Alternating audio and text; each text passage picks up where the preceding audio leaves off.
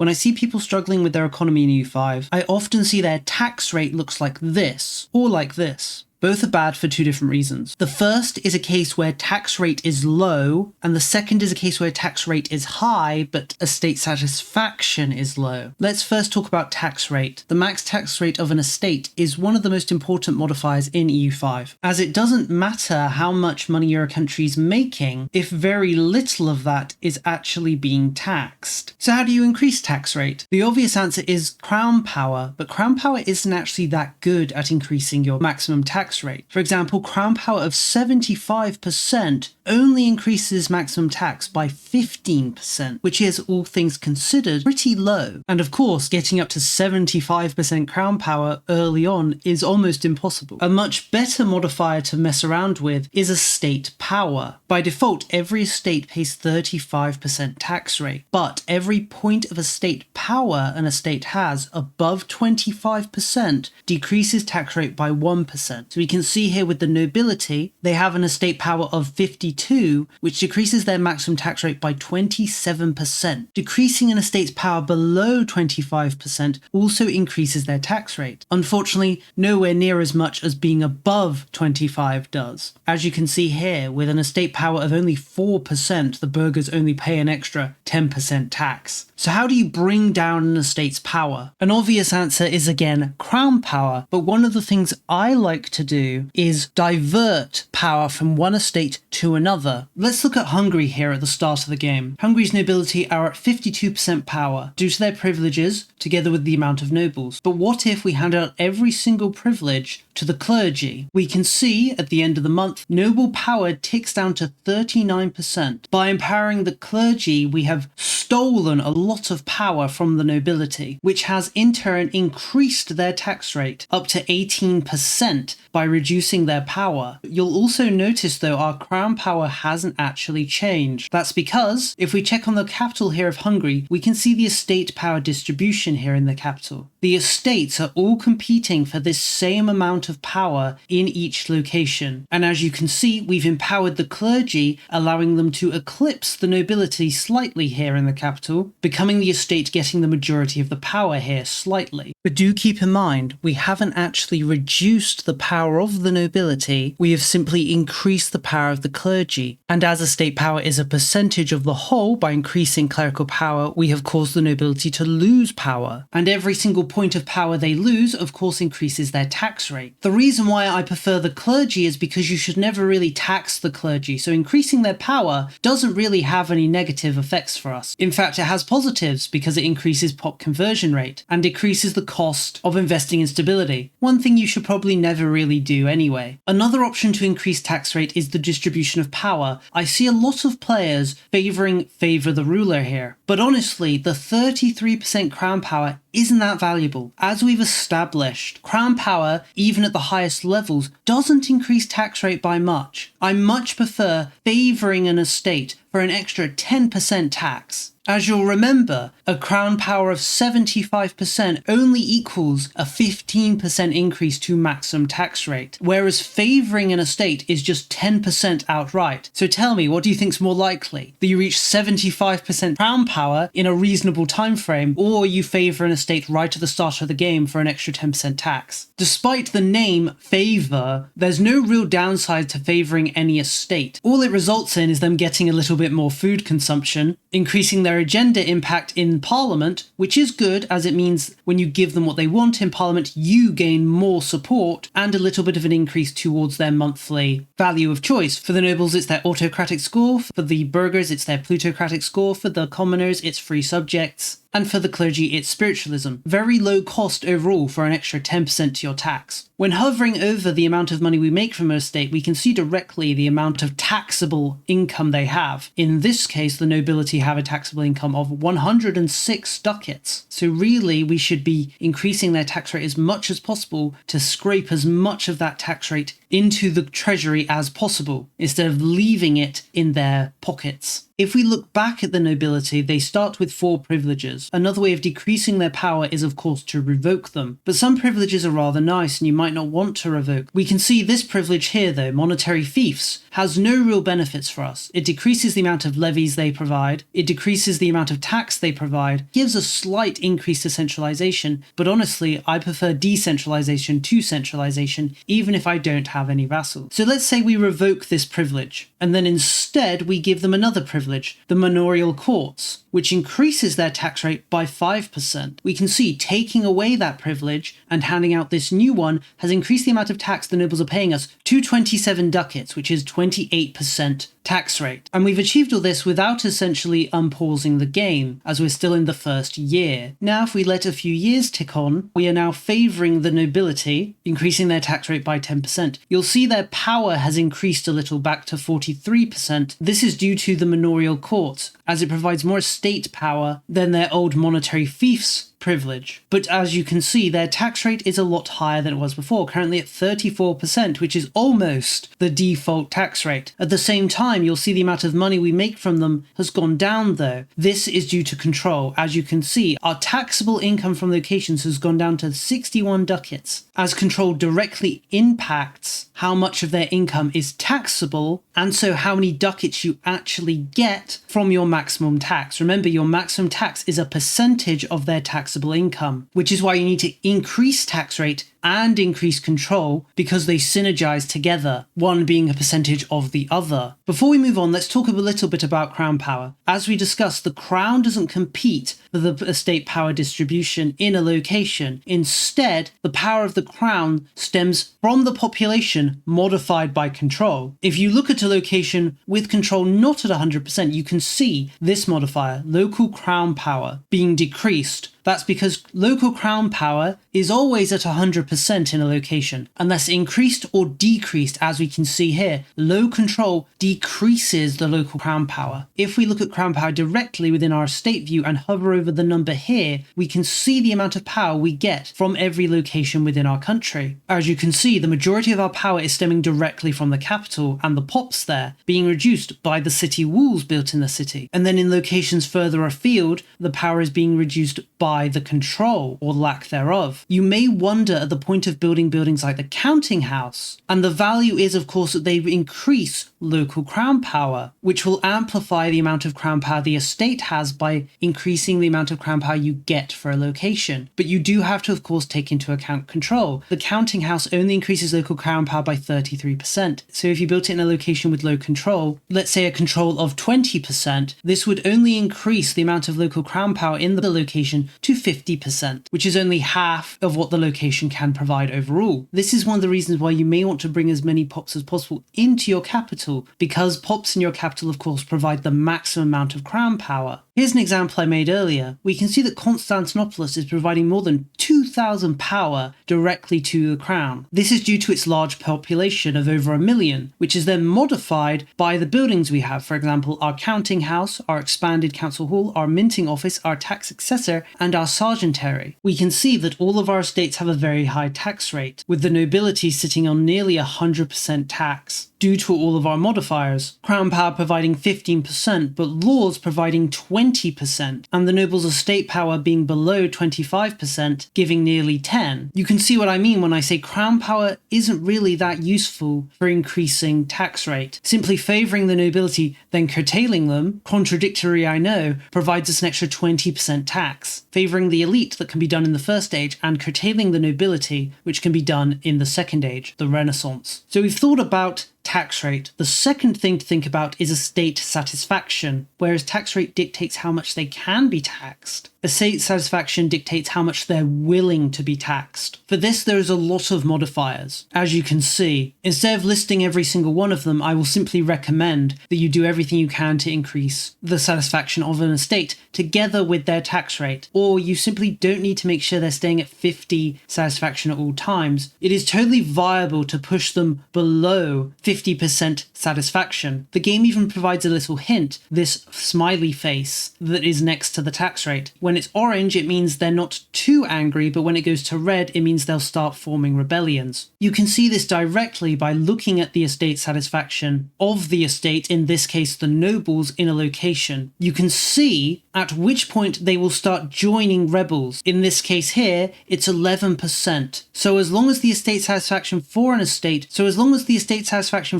doesn't push them below 11%, they won't form rebellions. You'll definitely have to keep an eye out for negative events. They'll push their satisfaction lower, which is why I don't really recommend doing this all the time, but there's really nothing stopping you taxing them over the limit. If you're scared, you can stay within 30% or even 40% or 35% without much issue. Some other ways you can increase their satisfaction is by making sure you have a powerful court language. If your court language's power, which you can see here with Latin is 100%, is above 50, it will provide 5 estate satisfaction. In the same way, I always like to make sure my court language is not the same as our common language, because doing so gives us access to the language of pleading law, which we can use to get a little bit extra estate satisfaction, specifically 2.5%. And when it comes to estate satisfaction, we want to increase it wherever we can, and little buffs here and there do stack up. So in conclusion, try to bring down the power of the estate, as that directly increases the amount of tax they'll pay. Consider diverting power to the clergy. It's not like we're going to tax them anyway, right? You're not taxing your clergy,